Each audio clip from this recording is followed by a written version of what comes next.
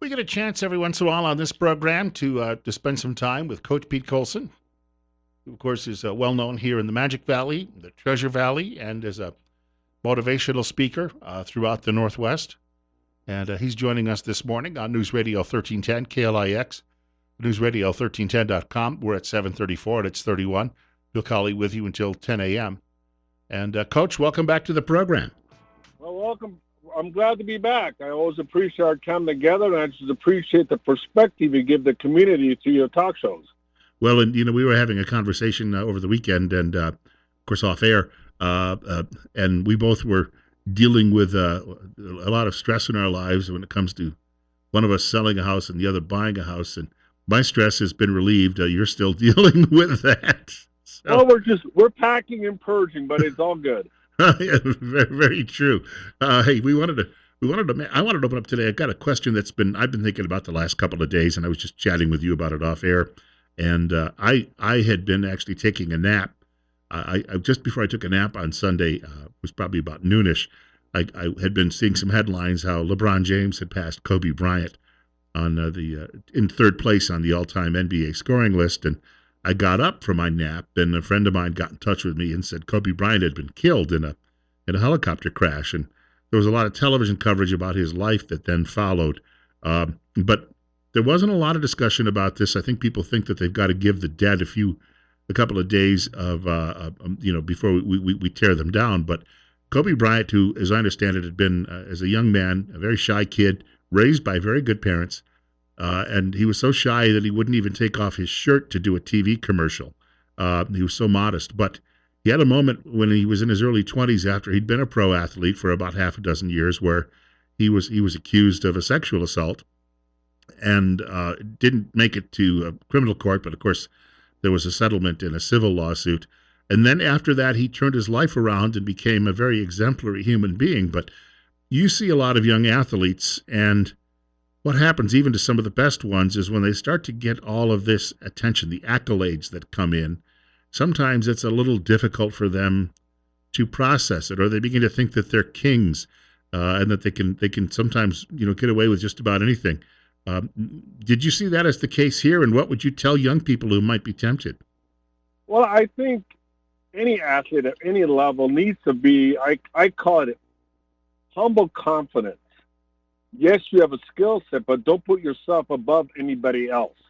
It's a societal way. The society has a tendency to lift those guys up at a higher level than anybody else.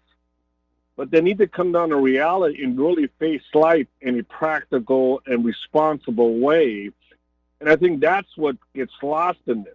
And unfortunately, we have people in society that take advantage of those people just as well. I'm sure in Kobe's situation, there's probably a lady involved in the situation. Hey, this guy's an easy bait, and I get money out of it. I don't know that. I don't know the story behind that, but I think that can easily happen. So it's always to keep yourself in check. We have to do that daily, and they have to do that all the more because of their exposure to a broader audience. I was going to say, that those temptations come along. The one that strikes me was Len Bias back in the 1980s, who somebody said, hey, you're your number one draft choice in the NBA. Here, have some cocaine. And he was dead within a matter of minutes. There are Right. people that are going to come along because they think being close to you might benefit them or profit them. That's another part of this that these people have to realize. There's a lot of unsavory characters out there. Yes, and I think even like when I start with the youngest level of refereeing or coaching, I look at their personhood first and their reactions to certain things in life. If I don't change that to help them become the best person, they will never become the best player. And part of that is being able to channel their actions and their behavior in a positive way so their character is developed and they have a level of authenticity. We all have areas in our life that we're weaknesses from. And so don't become so proud that you don't see yourself as you really are, or the temptations that they affect you the way they do. I can remember when I was playing high school football, and I played with two different quarterbacks. One who was absolutely beloved by his teammates. His dad ran a barber shop and it, coached us when we were in Pop Warner, and he was the star of our team, but on the other hand, he was also extremely humble. And we lost him a couple of years ago, unfortunately, to cancer. But we had a second quarterback who I never liked from the time I met him, I think in first grade. And I'll never forget, he went away to be an exchange student for a year in another country. And he wrote back to the school paper and said he'd like all of his friends to send him letters. And our coach said one day at practice, he said, "Well, I guess he won't be getting any mail." And everybody burst out laughing. And it's suddenly when I realized I wasn't alone, that he carried himself in such an arrogant way. He was actually detrimental to his team, I thought. Right. Well, I remember the first state championship that we played in Salem, and we had two individuals the night before the state championship game made some poor choices. So they didn't play the next game. We were behind 26 to nothing at halftime, and we lost 22-26. But the valuable lesson those gentlemen learned, there's a consequence for your choices, because that team exposed our weaknesses because those two players couldn't start. But that was a very valuable lesson from the coach saying, you mess up, you're not going to play. And life is not always fair.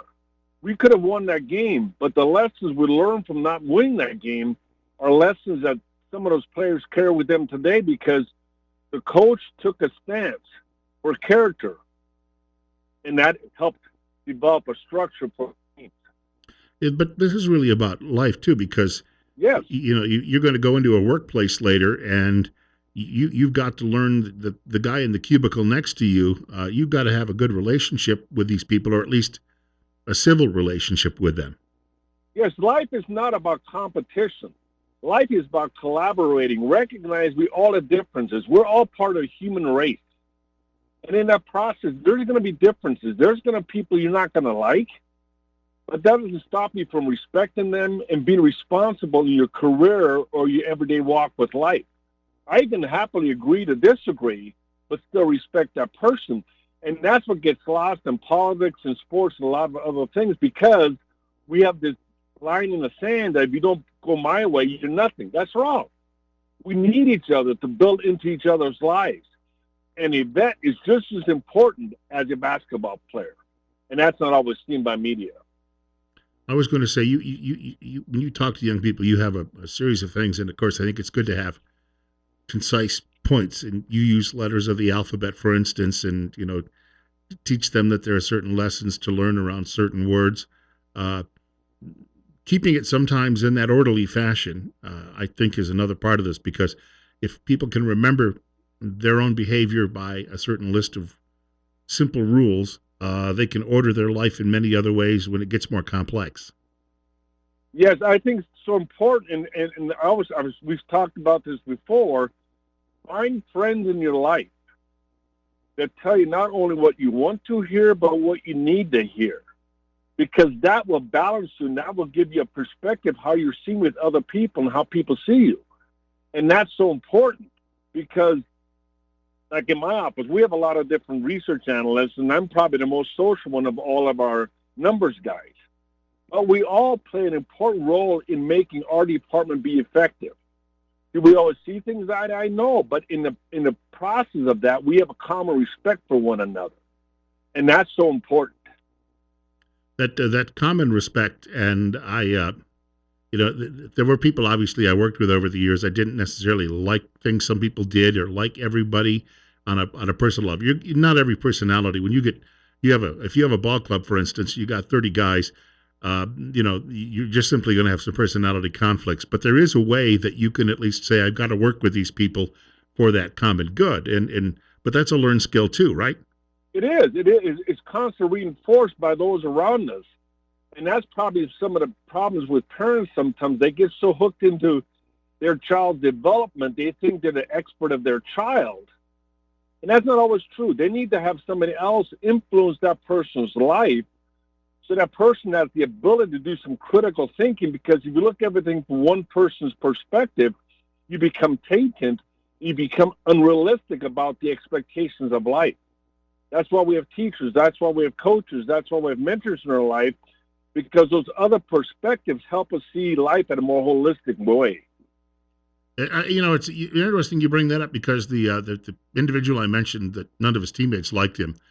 He ended up after high school. He went on to a long and distinguished military career. And when I got to see him for the first time in a quarter century at a class reunion, he ended up being a very nice guy. And it was somewhere along the line. It might have been his time in uniform that he learned that skill and maybe discovered something about himself he didn't like and decided to change it. Yeah, you have to make that personal choice. But part of helping you make that personal choice is listening to other people. I mean, I share with my dad, losing my dad about a year ago. He was a man with tough love and practical guidance. And sometimes he had to say, Pete, stop it. And when I didn't hear Dad say that, I had other people tell me the same thing Dad said in a different way. And that was one of the blessings of growing up in an orphanage. I was disciplined with the same principle, but different deliveries of that discipline by different people in my life. And that's so important to be able to allow people to engage in your life to help you become the best you can be. I got to get you a break. We've got the Rush Morning Update on the way, but Coach Pete Coulson will stick with us for a few more minutes. You've got until at least 8 o'clock, right? Yes. We've got a lot more we've got to talk to him about this morning. We're at 30. It is 7:45. Bill Cowley with you on News Radio 1310, KLIX, and News Radio 1310.com. Speaking this morning with Coach Pete Coulson on News Radio 1310, KLIX, and News Radio 1310.com. 10 minutes now from 8 o'clock. We're at 33. Bill Cowley with you, too. And was just talking with the coach off air about, not just being humble, but, try to have a good balance in your life. And, Coach, I got a great comment that just came in from Doug. He's listening in the Teton Valley via the app this morning. And he says, my boys are good athletes. He said, one is a natural and the other has to work at it. And he says, I've taught both boys to never tell anybody how good they are because if they are truly that good, people would tell my boys how good they are. And that's a good lesson to remember. Oh yeah, it's so important that I have a definition for sportsmanship: the ability to win without gloating, lose without complaining, and treating one another with respect. And that's life. That we all have different roles in life, but we need to respect each other for our strengths and respect each other for their weaknesses because their weaknesses may be our strengths and our strengths may be their weaknesses. It's just one of those balances in life. That's how any good team works. Yes, and I think that's one of the things so many parents want to coach a kid. Let the coach and you just cheer because that's life. I can live with that. Although as a fan, I'm not often cheering. My clubs always seem to make me want to cry. But again, that's a lesson you learn too as well in life. Life is never fair. And I think we create this mindset that everything in life is going to be easy. It's not. It takes work. It takes intentional effort that we learn from failure to become the best that we can be. And if everything becomes easier for us, how do you create that resiliency for life when you do have the tough things? And that's why I always go back to my parents. They taught me to handle the little things so that I could learn to handle the big things. I got to ask you a question on a couple of technical things because we talked over the weekend about some plans you have, and they're still a few months out, but you're working up some ideas to do a regular podcast. And I know you've talked to Todd Eccles about this because Todd does a regular podcast. And, one of the things you can do with this is you can reach people all over the world. He's told me that he gets comments from people who are listening to him online from, Asia and South America and South Africa. This would be an opportunity to really connect, I think, with the sky's really the limit with this. And I know that you've been thinking about this a while. I don't want to put you on the spot, but I know right. that you have some ideas you're already percolating that you'd like to share. Well, I think I'm on Facebook quite a bit, and I have a lot of coaches ask me, how do you deal with parents that try to coach your kid? And so I'm able to reach out to coaches and to other people. So I'm just trying to take what I've learned in life to empower other people. And so I will do it a day at a time, but looking at opportunities just to share my story, just like right now as the weather changes for the better, getting out in the community and then using my podcast as a follow-up to some of these conversations. So I think it's all going to work out. It's just a matter I got to get other things in line first. Do you also find because after you spend a number of years coaching and refereeing, when you go out places, maybe even walking through the grocery store, uh, people recognize you, and I'm sure that sometimes, even in those unusual places when you're trying to buy produce, somebody comes up to you and says, "Coach, I got a question for you." Uh, Yes, I had that at the movie theater the other day because he was at a basketball game. He goes, "Sir, do you have a lifesaver?" I'm going, "What?" "Well, you had a lifesaver at a basketball game. Don't you have one in your pocket?" So it's kind of a way, because I hand out lifesavers to parents when they get out of line, but he liked that analogy for life. And so I do that all over the place. And I'm humbled by that, but also at that time I'm trying to use those few seconds in time to impact that person in a positive way. And I appreciate that they recognize me for what I try to do in my local community. You know, I don't get too much of that. People talk about the show occasionally when they see me, and I was speaking to a group on Monday night, and I told them, I said, people seem to believe I'm an expert on all sorts of things because I have a microphone in front of me, and which does not necessarily mean that I am. It just I get an opportunity to do it, and so I feel very blessed in that sense because I'm really more of a generalist than an expert on anything. But in your particular case, you bring a background through your life, and you know the adversity in that, but also you do know a little bit about what it is to relate to other people when it comes to being that mentor, whether it be coaching or refereeing. And I think that that's important for people to hear wherever they happen to be. Right. I think we all, I mean, I'm just humbled a lot by those opportunities, but it's a reminder that the world is changed by examples, not by our opinions. Am I being a referee? Am I being a mentor in that person's life that empowers the best out of that? Or am I causing my reactions to their situation and enable it? And by enable, I mean I don't give them opportunities to learn from their mistakes. I don't try to save people. I try to give them tools to fail forward, fixing their attitudes and actions intentionally so they learn. And so those opportunities come by a lot of times in a lot of different ways, but I want to use them to give them opportunity for growth. There was a time when I was just out of high school, and I thought the world of my old football coach. He's still with us. You know, he's got to be close to 90 years old now. But I can remember there was a coach from a neighboring school who did not coach football. I believe he coached soccer, but he was standing in the crowd and he was trying to second guess everything my old coach was doing.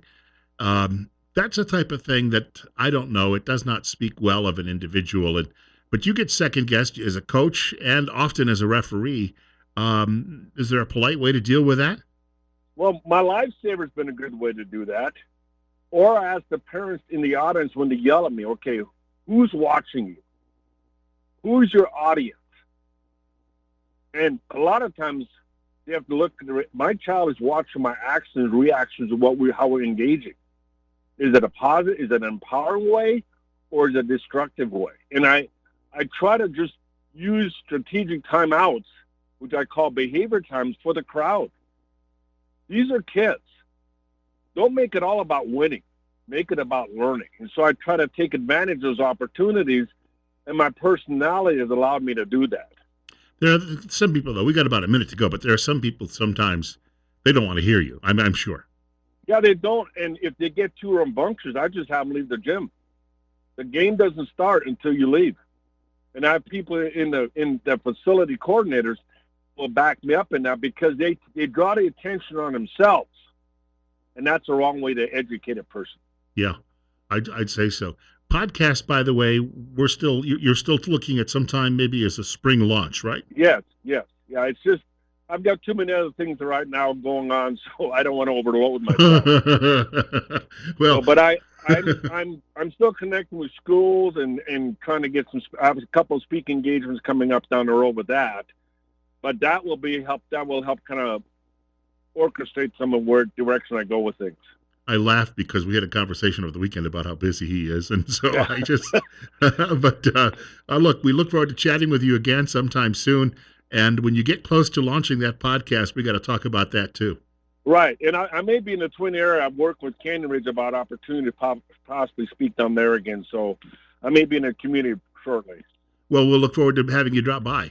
Okay, God bless you, my friend. Thanks again for your time and what you do. Hey, thank you too. Coach Pete Coulson joining us this morning on News Radio 1310, KLIX, and newsradio1310.com. And what I normally do after the coach visits with us is I end up putting this up online. It may not be today, but it will be sometime this week. And he gets to share it that way too because he has what I would call a very wide social media presence. The news is coming up next at 8 o'clock. Bill Cowley with you on News Radio 1310, KLIX, and newsradio1310.com. Going to talk a little bit about Bernie Sanders later in the program. It seems liberals are doing their best to get rid of him.